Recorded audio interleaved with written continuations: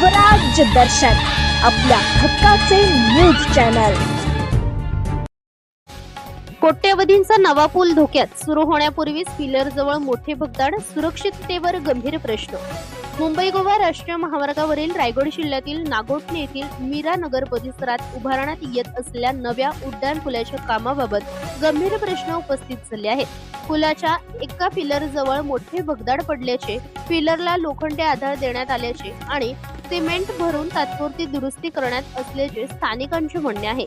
पुलाचे बांधकाम वाकल्यासारखे दिसत असल्याचा दावाही नागरिकांनी केला असून या प्रकारामुळे सुरक्षिततेबाबत चिंता व्यक्त केली जात आहे।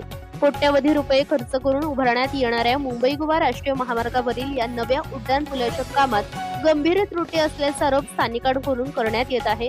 मीरानगर परिसरातील पुलाच्या पिलर जवळ मोठे भगदाड पडल्याचे दिसून येत असून पिलरला लोखंडी रॉडचा आधार देण्यात आला आहे। तसेच पिलर कोसळू नये म्हणून सिमेंट टाकून दुरुस्तीचे काम सुरू असल्याचेही स्थानिकांनी सांगितले।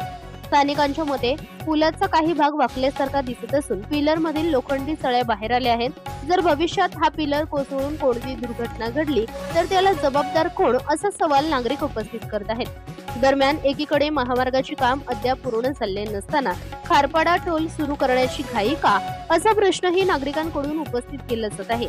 संबंधित यंत्रणांनी या पुलाची तातडीने तांत्रिक तपासणी करून वस्तुस्थिती स्पष्ट करावी आणि आवश्यक ती कार्यवाही करावी, अशी मागणी होत आहे। स्वराज दर्शनसाठी प्रतिनिधी सुदर्शन कोटकर, नागोठणे, रायगड।